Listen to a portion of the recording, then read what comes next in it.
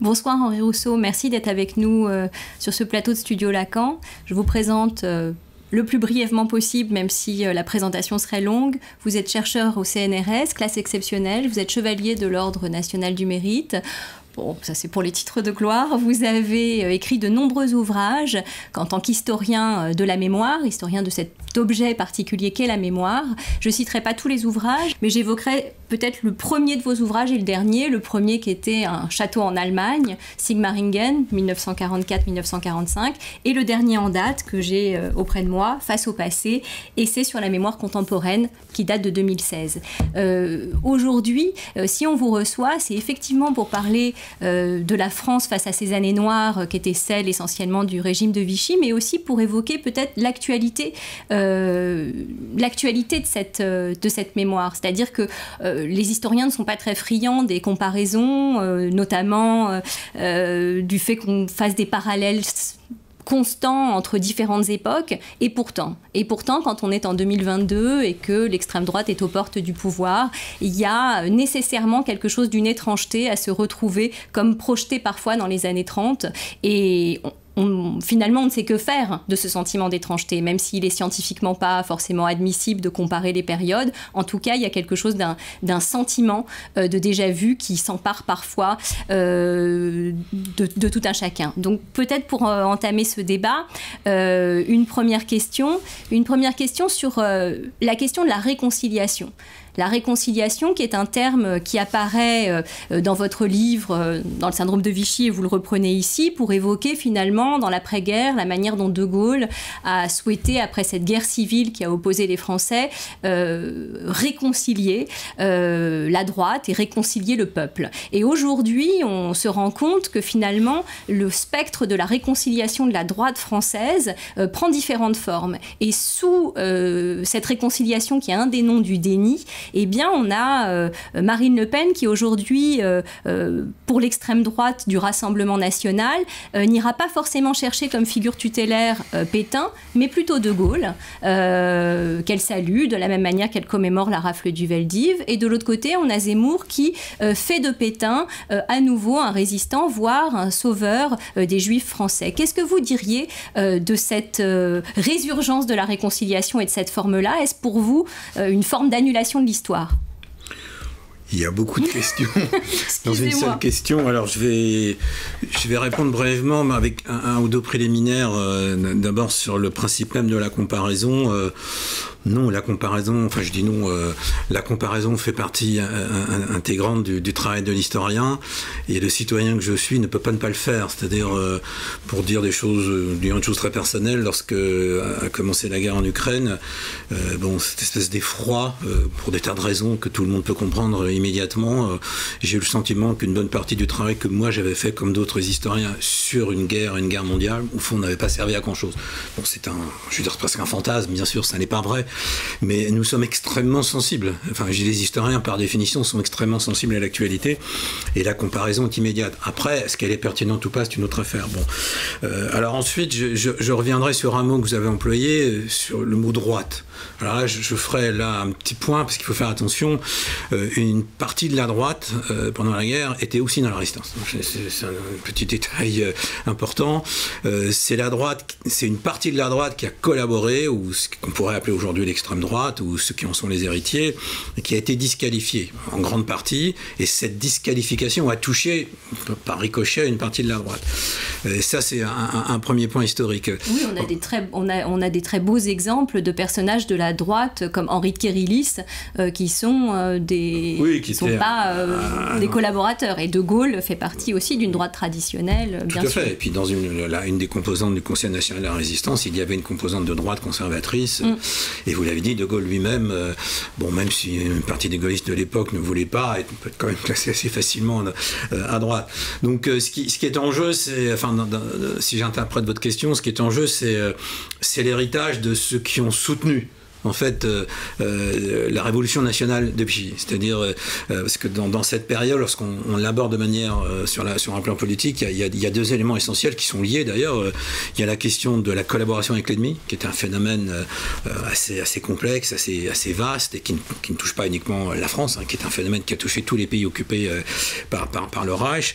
Et puis il y a un élément un peu plus, pas uniquement, mais un peu plus singulier à la France, qui est la question de la révolution nationale, c'est-à-dire l'arrivée au pouvoir d'un régime qui prétend réformer de fond en comble le système français, les valeurs françaises, et non pas simplement pour la période de l'occupation, ce qui valait pour la collaboration. La collaboration, par définition, n'avait de sens que tant que l'ennemi était sur le territoire français, mais qui valait pour après. C'est ça la grande question, et c'est ça ce qui a fait débat. Donc la question, c'est cet héritage. Alors, pour après et déjà avant. Alors ça, c'est la caractéristique. On entre déjà dans le débat sur la nature du régime de Vichy. Ce qui est très très frappant, c'est que quasiment au lendemain de la défaite, qui est pour le moment un des événements les plus désastreux de l'histoire française, qui est vécu comme tel par les contemporains, quels qu'ils soient, quel que soit leur bord politique, qui est vécu comme tel à l'étranger. Des gens pleuraient aux États-Unis, en Argentine, je ne sais où dans le monde, parce que les armées françaises avaient perdu, et donc la France avait demandé l'armistice. Donc face à cette défaite, le régime de Vichy constitue une réponse, et cette réponse va être quelque chose qui va marquer durablement, puisque cette réponse en gros consistait à dire non seulement je choisis le camp de la collaboration, le jeu c'est Pétain et tous ceux qui le suivent, mais je vais faire de la France un nouveau pays sur un nouveau régime qui va abolir, pour aller très vite, les principes républicains. Voilà. Et donc ça, c'est resté comme une tâche, et c'est ça qui est... alors, je ne vais pas refaire toute l'histoire de l'occupation, mais ce qui se passe à la Libération, donc je pense que les gens qui nous écoutent connaissent un peu peut-être le contexte, de mon point de vue, qui n'est pas partagé par tous les historiens, je crois même être... On est plutôt minoritaire à le dire ainsi, c'est une forme de guerre civile, qui n'est pas comparable à d'autres pays sortant de la Seconde Guerre mondiale qui ont connu des guerres civiles extrêmement sanglantes, par exemple la Grèce, mais c'est une forme de guerre civile. Et donc, qui dit guerre civile, dit forcément à un moment ou à un autre comment refonder, ressouder un tissu social, et donc réconciliation. Là-dessus, le général de Gaulle a joué sa partie, mais il l'a joué brièvement. Le général de Gaulle est parti du pouvoir en janvier 1946. Donc, il y a... C'est pas simplement un problème qui s'est posé au général de Gaulle, c'est un problème qui s'est posé à la société française. Et ce problème de la réconciliation, là j'y tiens beaucoup, parce que j'ai fait partie des historiens qui ont essayé d'expliquer qu'il y a eu effectivement un trou de mémoire ou un déni, etc. Mais il faut faire attention aussi, c'est-à-dire que la sortie de guerre en France a été relativement brutale.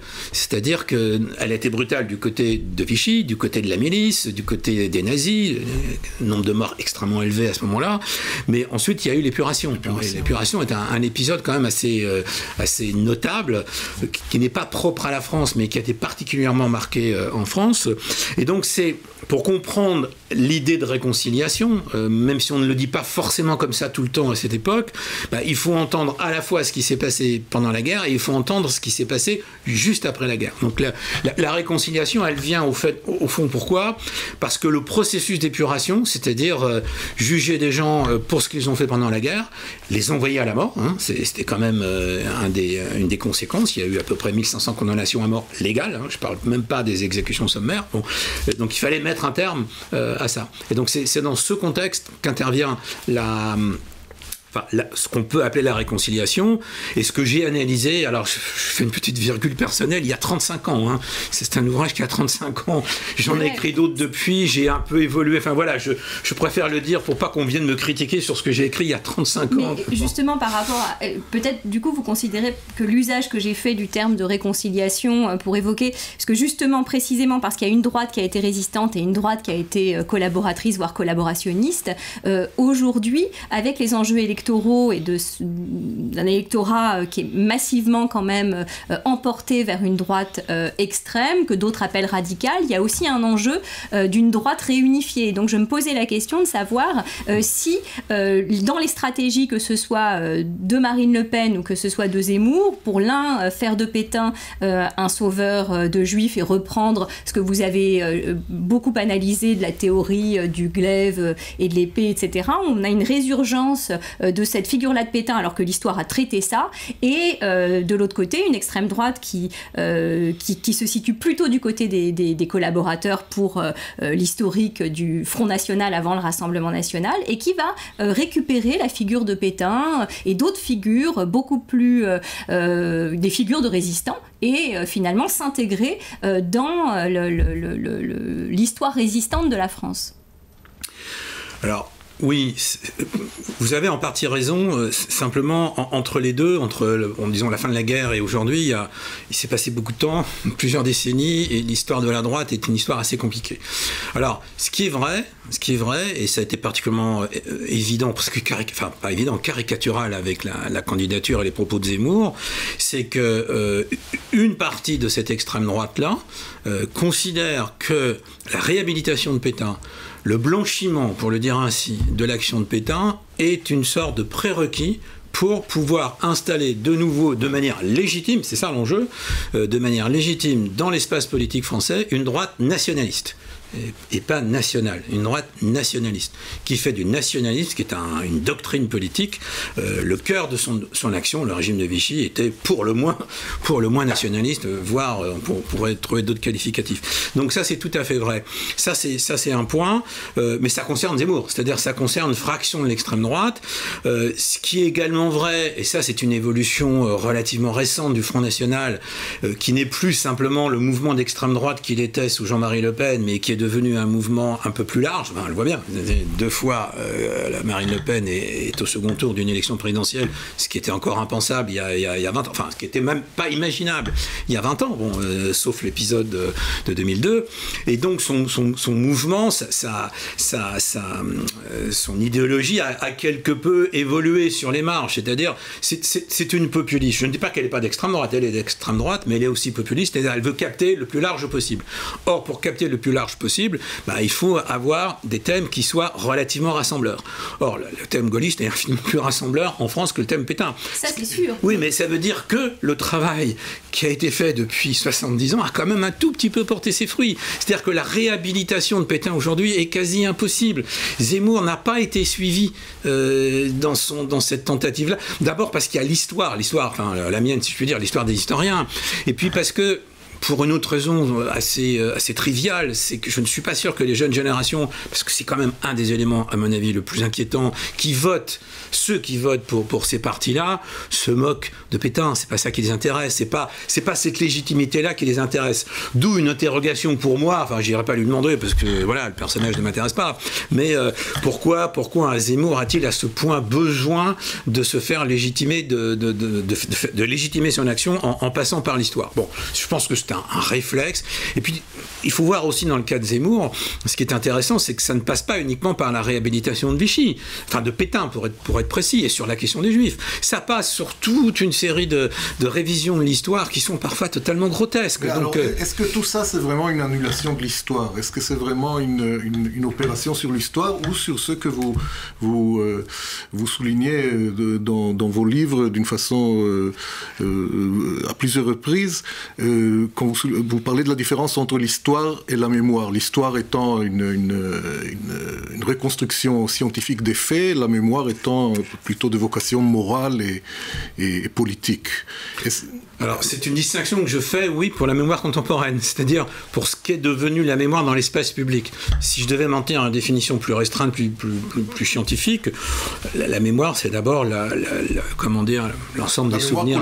La mémoire collective, oui, c'est un ensemble de reconstruction, de souvenirs qui est quand même aussi en grande partie basé sur des expériences personnelles et sur des récits qui sont construits par des acteurs, et en général avec un récit plus ou moins dominant, ce qui aujourd'hui est beaucoup plus difficile à identifier dans notre espace public que ça ne l'était, par exemple, au moment où j'ai écrit le syndrome de Vichy, où l'espace public était évidemment très différent. Bon. Donc, non, là-dessus, il n'y a pas, pour moi, il n'y a pas question. Là où vous avez raison... Ça touche l'histoire ou ça touche la mémoire, alors que ce soit la stratégie du Rassemblement national ou la stratégie... Ça touche la création de récits qui sont des récits qui ont une vocation finalisée. C'est Lucien Febvre qui disait toute histoire finalisée, c'est-à-dire qu'il y aurait un objectif, est une histoire à bannir. Je ne me rappelle plus exactement la citation, ce qui est pour moi comme beaucoup d'historiens, un guide. Si vous travaillez en historien avec un objectif défini de trouver quelque chose de précis, au sens d'une interprétation qui est déjà préélaborée, ça vaut pour toutes les sciences, ce que je dis est d'une grande banalité. C'est la pire chose qu'on puisse faire. Or, c'est ce que font beaucoup de politiques. Zemmour, c'est un cas extrême, la plupart des politiques font ça, en général de façon relativement modérée. On est dans l'ordre de l'interprétation. Lui, il veut réécrire complètement une autre histoire, avec toute une thèse, comme quoi cette histoire aurait été, entre guillemets, déconstruite, aurait été saccagée par la gauche, l'extrême gauche, etc. Bon. Mais le problème, il est fondamentalement, l'usage politique qu'on fait de l'histoire. Là, c'est banal, ça fait partie de ce qu'est le rapport d'une société ou d'une nation à son histoire. Mais il y a un autre élément, et ça, c'est ça qui est pour moi le plus inquiétant, c'est que quand j'ai commencé à travailler sur des formes de négation, ce que j'ai appelé le négationnisme, qui était clairement identifié, la Shoah, ça n'a pas existé. Bon, en prenant Forisson, après l'effet de sidération, que comme tous les gens de ma génération qui ont commencé à s'intéresser à ces questions-là, on ne comprend pas comment un tel discours pouvait être tenu. Bon, du coup, la nécessité d'analyser en profondeur. Jamais, c'est vrai, je peux le dire, jamais je n'aurais imaginé que ce cas précis que je considérais à l'époque comme une forme, avec Taguieff, avec d'autres penseurs, comme la forme contemporaine de l'antisémitisme, c'est la négation de la Shoah devenait, comme l'ont été les protocoles des sages de Sion à notre époque, la forme contemporaine de l'antisémitisme. Je pensais que c'était quelque chose qui était relativement restreint à cette question-là. Bon, il s'est avéré que non. D'abord, la négation de génocide s'est développée sur d'autres génocides, par exemple celui du... Bon, d'abord, il y a le cas des Arméniens, bien sûr, mais il y a surtout le cas du Rwanda, qui a donné lieu à aussi beaucoup de controverses et de polémiques. Et surtout, c'est devenu quelque chose qui s'est répandu dans la société, à savoir non seulement ce qu'on appelle les fake news, mais la remise en cause systématique de toute parole d'autorité et donc d'une parole scientifique. En fait, quand vous parlez du négationnisme, parce que si je comprends bien, vous avez forgé ce terme, vous avez parlé du fake news avant son temps. C'est-à-dire est-ce qu'il y a un lien entre le négationnisme que vous découvrez, que vous formulez à la fin des années 80 et les fake news, le phénomène de culture générale ou universelle des fake news aujourd'hui? Oui, il y a des points communs et une grande différence. Le point commun, c'est que c'est une histoire finalisée. C'est-à-dire, pourquoi nier la Shoah? C'est pas Foresson, on s'est pas levé un jour en disant « Oh mon Dieu, j'ai travaillé, j'ai analysé, il n'y a pas eu la Shoah ». Non, pas du tout ça. Ça faisait partie d'un mouvement qui remontait quasiment à l'après-guerre. Et on est un peu dans la même logique, même si je pense que Zemmour, c'est d'une autre nature. Il fallait effacer cette tâche pour pouvoir réhabiliter une idéologie d'extrême droite nationaliste. Pourquoi? J'ai envie de le dire un peu de façon humoristique, c'est le vice que l'hommage rend à la vertu. C'est-à-dire que si le fait de tuer 6 millions de juifs était au fond acceptable et donc pouvait être revendiqué par une idéologie, il n'y a pas besoin de la nier. Or, même les nazis ont masqué le crime. C'est-à-dire que même les bourreaux eux-mêmes se sont sentis contraints de masquer le crime non pas parce que c'était à leurs yeux, mais aux yeux de l'opinion internationale, dans le contexte de la guerre. Enfin bref, il y a toute une série de raisons. Il fallait cacher le crime et ça a continué après la guerre. Il fallait en nier l'existence pour permettre à une extrême droite de pouvoir exister, puisque c'est la tâche indélébile. Mais tout ça, ça concerne un tout petit milieu et ça repose évidemment sur une construction complètement hallucinée de l'histoire où il n'y a rien à vérifier parce que tout est faux. Bon, en gros. La différence avec aujourd'hui sur les fake news, il y en a deux en fait. D'abord, c'est que les fake news touchent à peu près tous les domaines de l'actualité, et surtout qu'il y a un écho. il y a un écho. Moi, je me rappelle, quand je forge, c'est un grand mot, hein, je ne suis pas resté là pendant une semaine en me disant, mon Dieu, j'ai utilisé ce terme qui m'est venu spontanément sous la plume, parce que je ne voulais pas utiliser le terme de révisionnisme, qui était un terme polysémique et qui prêtait à confusion. Bon, voilà, il se trouve que ce terme a eu un certain succès, et tant mieux, il avait un objectif à la fois scientifique et politique. Voilà, et donc je le dis clairement, voilà. Aujourd'hui, on est devant quelque chose de très différent, puisque c'est toute parole scientifique qui est remise en question. Et donc, la grande difficulté pour nous, c'est pas simplement de rétablir les faits. Hein, la réponse aux fake news, par exemple, c'est quoi aujourd'hui? Les fact-checks, enfin bon, pour employer ces termes anglais, bon, le débunkage, tout ce qu'on veut. Mais quelque part, c'est quelque chose d'inquiétant. C'est-à-dire, vous vous rendez compte, le temps qu'on consacrait à rétablir des faits basiques, à cause de ce qui est devenu l'espace public, au détriment du temps qu'on pourrait passer à produire de l'information nouvelle, différente, etc. C'est exactement ce qui s'est passé pour nous, historiens, sur le négationnisme.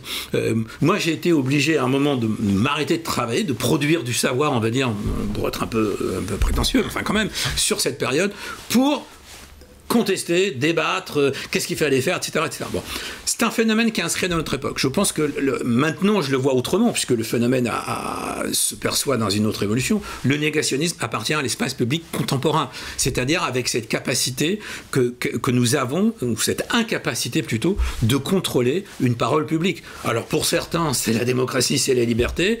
Ben, pour d'autres, dont je suis, c'est quand même un véritable danger qui met en cause justement la démocratie et la liberté. Alors puisqu'on parle de la valeur de la parole. Il y a un autre point que vous soulignez que je trouvais très intéressant, et qui concerne toute l'embarras de parler de ces phénomènes-là. Est-ce qu'il faut en parler? Pourquoi avons-nous parlé? Vous dites, et notamment quand il s'agit de la Shoah. Vous dites même que, je pense que Claude Lanzmann faisait la distinction, ou c'est vous qui l'a faite, entre l'innommable et l'indicible, en disant qu'il a réussi de démontrer que l'innommable n'est pas l'indicible. Donc il y a là quelque chose qui est, d'ailleurs que le docteur Lacan était aussi préoccupé par ça. À sa façon, il a formulé ce dilemme en disant évoquer les camps, c'est grave, dit-on, et ne pas les évoquer.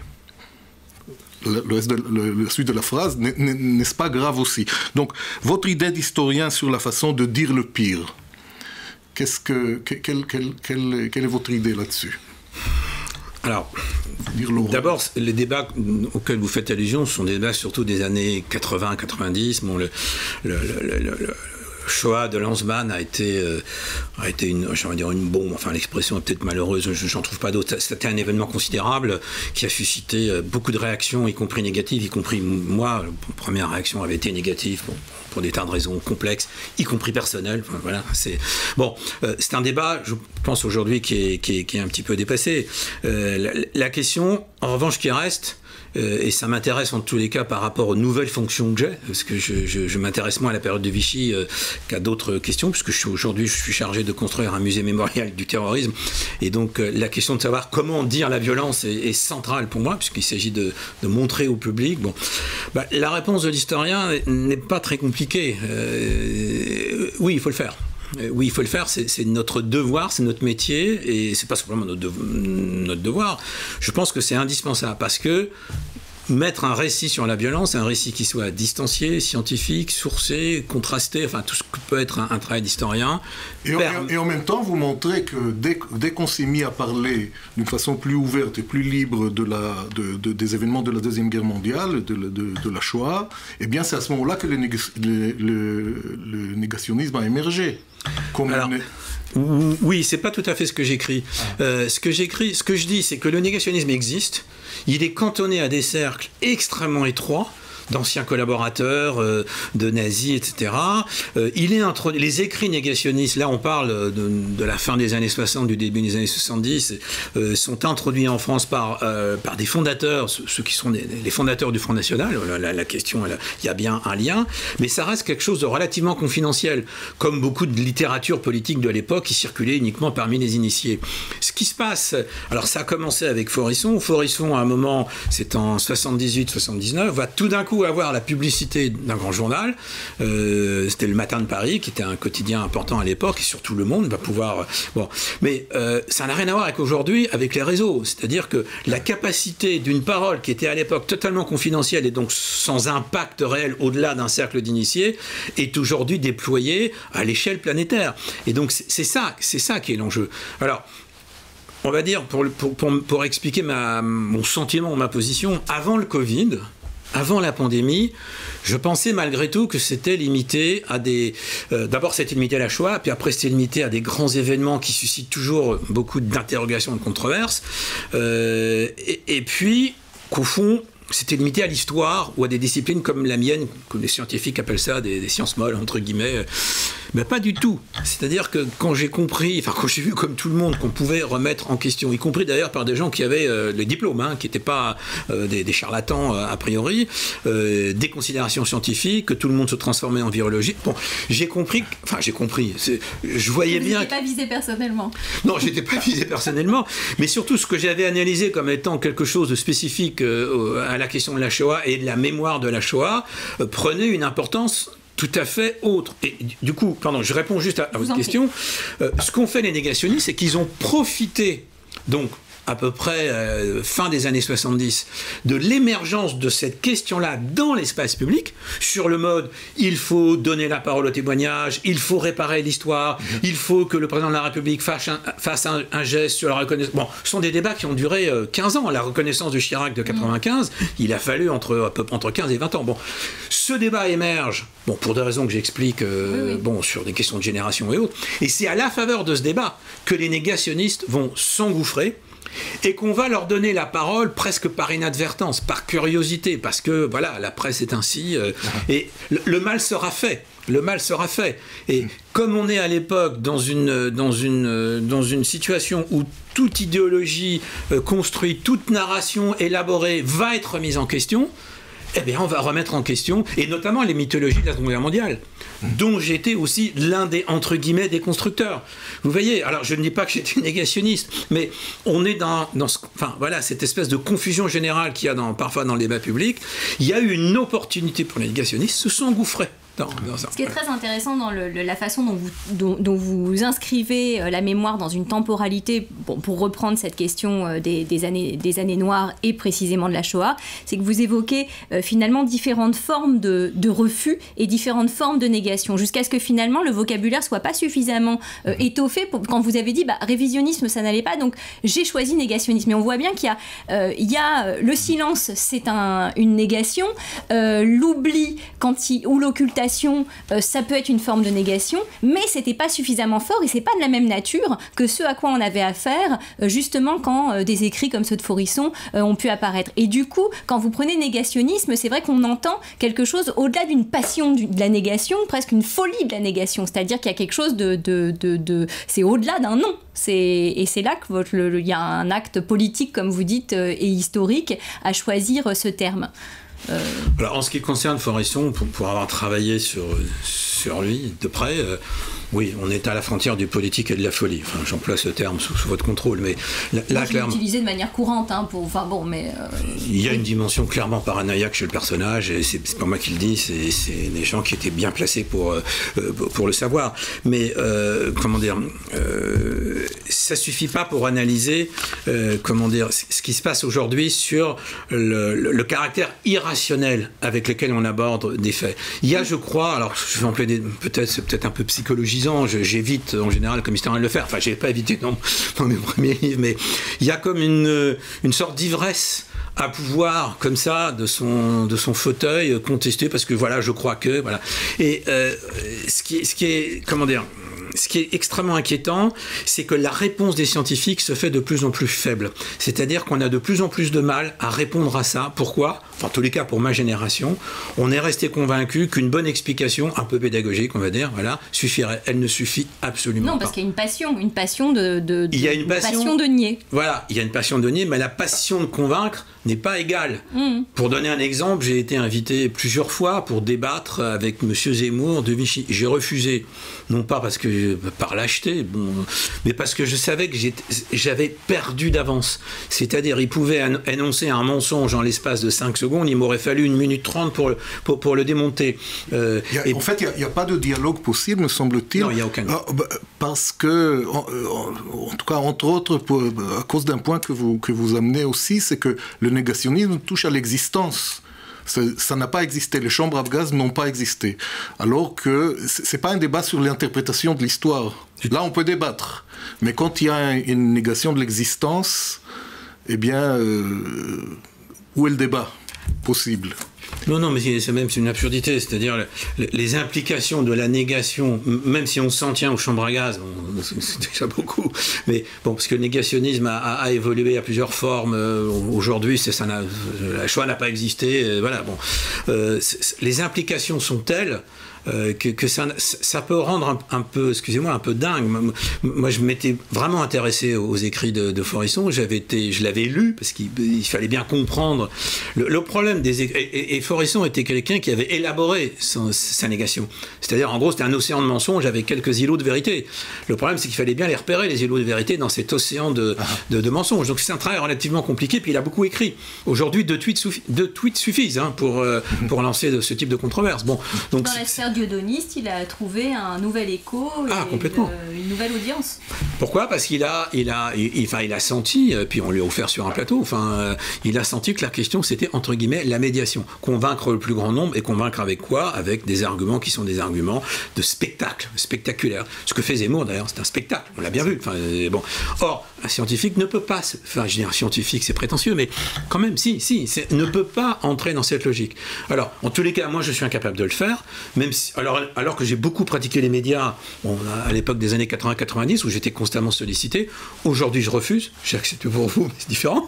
En général, je refuse parce que ça n'a plus rien à voir avec ce que j'ai connu il y a une vingtaine d'années, où la capacité d'élaborer 3 phrases était encore possible. Aujourd'hui, c'est un spectacle. Ça veut dire, et là, j'y réfléchis même en vous parlant, que probablement les historiens d'aujourd'hui et de demain, pour faire passer des vérités scientifiques, dans tous les cas des énoncés scientifiques, sinon des vérités, devront apprendre à parler de cette manière-là, c'est-à-dire introduire une part de spectacle, de divertissement. Ça a commencé. Il y a des historiens qui ont des chaînes YouTube, qui s'adressent. Bon, voilà, c'est toute une évolution du métier qui m'échappe, moi personnellement, parce que ma génération ne peut pas suivre sur ce plan-là. Mais on est face à un défi, et qui est un défi qui ne concerne plus uniquement les historiens, qui concerne la parole scientifique. Quelle est la place de la science aujourd'hui dans notre société ? On le voit bien, puisqu'elle est en plus, et c'est ça qui est paradoxal, elle constitue un fondement de beaucoup de politiques, et de politiques publiques. Prenez l'écologie, vous prenez la santé, c'est fondé sur des énoncés scientifiques. Et c'est pour ça que le débat va se situer là. Il ne va pas se situer sur je suis pour ou je suis contre. Il va se situer sur la véracité d'un énoncé scientifique. Et donc on va se battre, les gens vont se battre là-dessus. Le Covid, ça existe pas, c'est malin, c'est pas malin, c'est dangereux, c'est pas dangereux, etc. Voilà. Et je trouve que nos sociétés deviennent de plus en plus compliquées à cause de ça. Parce qu'en même temps que les énoncés scientifiques deviennent fondamentaux pour les politiques, et pour faire de la politique, l'espace scientifique lui-même est en train d'être déconstruit, comme dirait l'autre. Bon. Malheureusement, on doit arrêter. On arrive là aux fins d'émission. Donc, on va vous remercier, Henri Rousseau, d'avoir été avec nous pour cette émission qui est non exhaustive, qu'il faudra encore peut-être trouver d'autres occasions à continuer à parler de ce thème. Nous disons à nos spectateurs à bientôt lors de notre prochaine émission de Studio Lacan.